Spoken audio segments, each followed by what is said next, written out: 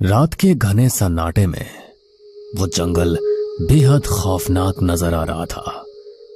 नीलोम, जिसे खुद भी नहीं पता था कि आखिर वो यहां कैसे पहुंचा, घबराया हुआ नीलोम आगे बढ़ते हुए खुद से ही बातें कर रहा था। मैं यहां कैसे? कितना खौफनाक जंगल है। मुझे बाहर निकलने का रास्ता तलाशना ही होगा।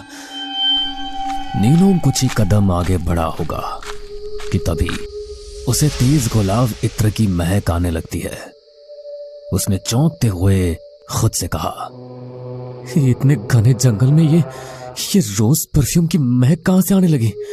क्या यहां कोई और भी है मेरे अलावा? उसके इतना बोलते ही उसे वहां किसी के हंसने और पायल के बजने की आवाज सुनाई दी। नीलोम इतने सुनसान जंगल में किसी औरत के पायल और हंसने की आवाज सुनकर चौंक गया था। कौन है यहाँ? हाँ, कौन है? सामने क्यों नहीं आता? वो हर तरफ देखने की कोशिश कर रहा था कि तभी अचानक उसे एहसास हुआ जैसे उसके ठीक पीछे कोई खड़ा हो। नीलोम के लिए वो एहसास काफी डरावना था। पसीने से भीगे हुए नीलोम का चेहरा डर से सफेद पड़ गया था। कौन है पीछे? क्या चाहते हो मुझसे? नीलोम इतना डर चुका था कि उसकी हिम्मत ही नहीं हो रही थी पीछे देखने की। पीछे जो भी था उससे वो नजरें नहीं मिलाना चाहता था। वो आगे कुछ भी बोल पाता कि तब तक उसके कंधे पर किसी ने हाथ रख दिया। वो एक काला बड़े नाखून वाला भयानक पंजा था। जैसे ही उसकी नजर पंजे पर गई, वो हादस और घबराहट में चिल्लाते हुए दौड़ पड़ा। नहीं, मुझे मत मारो, छोड़ दो मुझे। वो उस घने काले जंगल में हांफता हुआ बेतहाशा दौड़ता जा रहा था।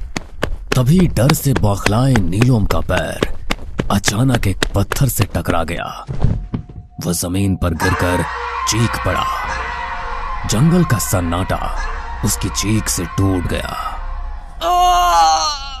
नीलोम कराहते हुए हिम्मत करके उठा। उसके सिर पर गहरी चोट थी और खून भी निकल रहा था। वो किसी तरह उठकर आगे बढ़ना चाहता था कि तभी उसकी नजर सामने पड़ी। सामने खून जमा देने वाला नजारा था। उसके सामने वही चुड़ैल बावड़ी थी जिसके अंदर से एक काला साया रेंगते हुए बाहर आया, जो देखने में बेहद डरावना नजर आ रहा था। जब तक वह संभलता, साया उसके बिल्कुल करीब आ गया और अपने बड़े पंजों से उसके घबराए हुए चेहरे को जकड़ लिया। नीलोम दोबारा बुरी तरह चीख पड़ा था, बचाओ! फिर से वही भयानक सपना। बात आज से तकरीबन 1 महीने पहले की है। नीलोम, जो कि दिल्ली का रहने वाला एक राइटर था, वो अपनी नोवेल पूरी करने शिमला आया हुआ था। एक दिन शाम के वक्त पहाड़ों और वादियों में घूमते हुए उसकी नजर एक कुएं पर गई जिसे वहां बावड़ी कहा जाता था। नीलोम टहलते हुए उस बावड़ी की ओर बढ़ने लगा। तभी उसने वहां एक लड़की को देखा जो बावड़ी के अंदर झांक रही थी। आखिर इतनी शाम को वहां कौन हो सकता था? ये जानने के लिए वो उस बावड़ी के पास पहुंचते हुए बोला, आप कौन हैं और इतनी शाम के वक्त इस वीरान कुएं में क्या ढूंढ रही हैं? लड़की नीलोम की तरफ पलटी, जो बेहद खूबसूरत थी। उसने हंसते हुए नीलोम से कहा, मैं इस बावड़ी की चुड़ैल हूँ। क्या चुड़ैल? हाँ, यहाँ के लोग तो यही मानते हैं। देखिए, जब मैं यहाँ आया था तो लोगों ने मुझे बताया कि हर जगह घूमना, लेकिन शिमला एक्सप्रेस हाईवे के नजदीक बनी उस बावड़ी के नजदीक मत जाना, क्योंकि वहां एक औरत की आत्मा भटकती है, इसीलिए उसे चुड़ैल बावड़ी कहा जाता है। मगर मैं भूत प्रेतों में यकीन नहीं करता तो यहाँ चला आया। हाँ, यहाँ के लोग इन सारी चीजों को मानते हैं और यहाँ आने से डरते हैं, पर इसकी एक कहानी है। कहा जाता है सालों पहले यहाँ एक अंग्रेज रहता था जिसकी पत्नी काफी खूबसूरत और अच्छी थी, लेकिन एक रोज सिर्फ शक के चलते उसके पति ने उसे मार डाला और इसी बावड़ी के अंदर दफन कर दिया। तब से उसकी आत्मा इस बावड़ी के नजदीक भटकती है और यहाँ आने वालों को या इस बावड़ी में झांकने वालों को अपने साथ इसके अंदर ले जाती है। कहानी अच्छी है पर अफसोस पूरी तरह बकवास है, क्योंकि देखिए मैं भी सही सलामत हूं और आप भी। नीलोम और उस लड़की ने काफी देर तक एक दूसरे से बात की और आखिरकार शाम ज्यादा होने के कारण उसे लौटना पड़ा। मगर यह सिलसिला रोज का हो चुका था। नीलोम अक्सर शाम के वक्त चुड़ैल बावरी के पास नजर आता था, मगर गांव वालों को उसका चुड़ैल बावड़ी के पास जाना बिल्कुल पसंद नहीं था।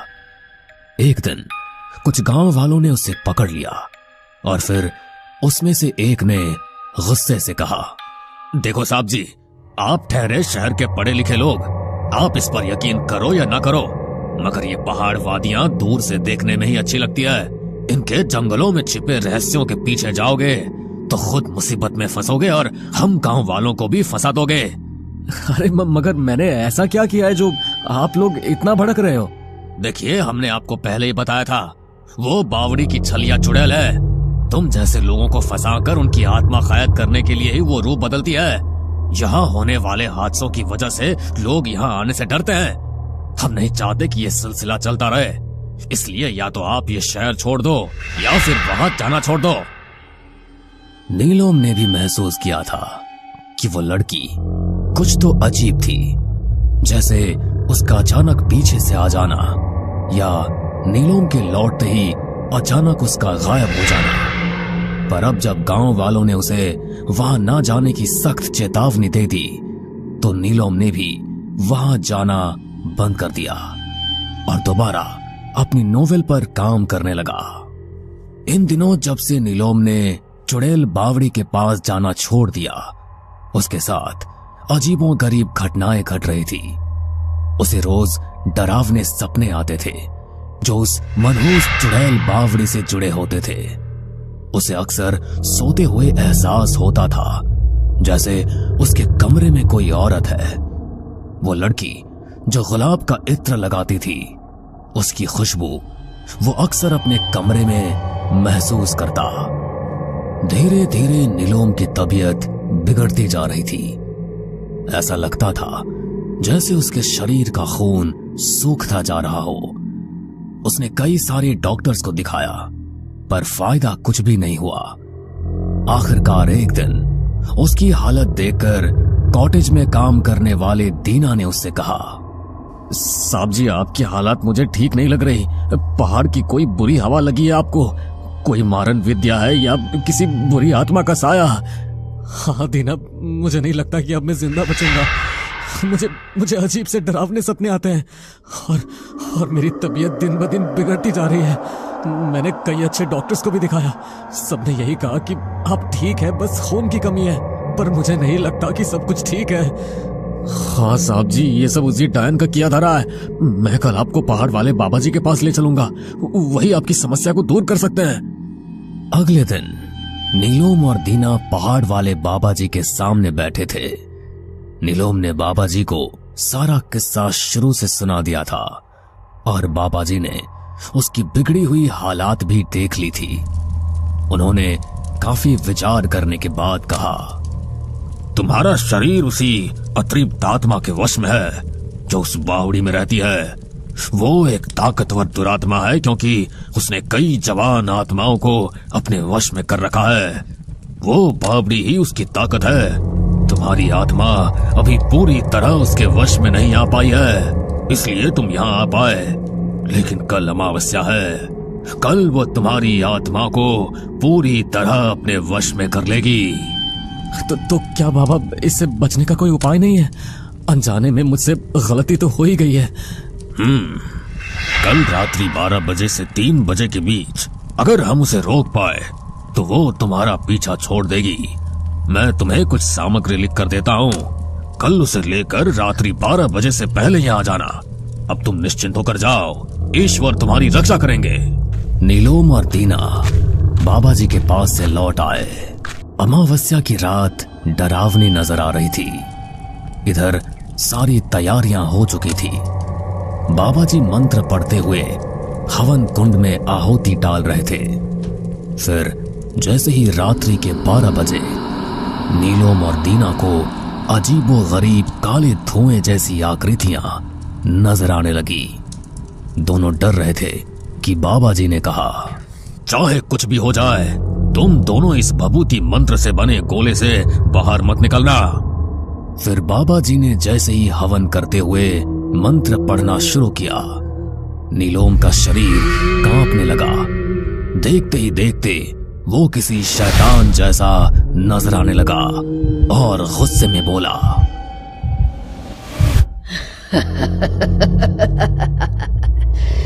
तू मुझे इसके शरीर से नहीं निकाल सकता। ये मेरी सवारी है। आज अमावस्या है। इसका खून पीने के बाद मैं तुम दोनों का मांस नोच नोच कर खाऊंगी। तुझे इस बच्चे का शरीर छोड़ना होगा दुष्ट आत्मा, अन्यथा तुझे मैं इसी कुंड में राख कर दूंगा। नहीं, मैं अपनी सवारी नहीं छोड़ूंगी। मुझे जाने दे। बाबा जी का चेहरा सख्त हो गया। उन्होंने गंगा जल उठाया और मंत्र पढ़ते हुए नीलोम पर छिड़कने लगे। नीलोम दर्द से कराते हुए तड़पने लगा और जमीन पर लेट गया। अचानक उसका शरीर शांत हो गया। फिर बाबा जी ने आंख बंद करके मंत्र पढ़ना शुरू किया। नीलोम ने आंखें खोली और दीना की तरफ देखकर गिड़गिड़ाते हुए बोला, दीना, मुझे बचा लो। मैं बहुत तकलीफ में हूँ। मुझे इस गोले से बस बाहर निकाल दो दीना। मुझे इस गोले से बाहर निकाल दो। दीना से नीलोम का दर्द नहीं देखा गया। वो अपने भभूत के गोले से उठकर नीलोम की मदद करने लगा। तभी अचानक नीलोम ने फुर्ती से उसके कंधे में अपने नुकीले दांत चुभा दिए। दीना दर्द से करा उठा। उसके कंधे से खून का फवारा फूट पड़ा। दीना को अपनी मौत साफ साफ दिखाई दे रही थी। वो अपनी जान बचाने के लिए छटपटा रहा था कि तभी बाबा जी ने नीलोम के गले को जनेऊ से लपेट दिया। नीलोम दीना को छोड़ बुरी तरह तड़पने लगा। फिर बाबा जी ने पास रखा नारियल उठाया। नीलोम के शरीर से एक काली परछाई निकलकर उस नारियल में समा गई। सब कुछ शांत हो चुका था। फिर बाबा जी ने उस नारियल को लाल कपड़े में रखकर फूल और लड्डुओं से ढक दिया और सिंदूर से तिलक करके कपड़े को बांध दिया। फिर उसे जलते हवन कुंड में मंत्र पढ़कर समाहित कर दिया। आखिरकार बाबा जी ने नीलोम और दीना दोनों को मौत का निवाला बनने से बचा लिया था। कुछ ही दिनों में ठीक होकर नीलोम दिल्ली वापस लौट गया, मगर चुड़ैल बावड़ी का श्राप इतनी आसानी से उन घनी वादियों को नहीं छोड़ सकता था। लोग बताते हैं आज भी अक्सर बावड़ी के पास एक खूबसूरत लड़की नजर आती है अपने अगले शिकार के इंतजार में। दोस्तों, अगर ये कहानी आपको पसंद आई हो तो हमें सब्सक्राइब करें, और आपके पास भी है कोई ऐसी ही डरावनी कहानी तो हमें ईमेल करें। हम आपकी कहानी पर भी वीडियो बनाने की कोशिश जरूर करेंगे।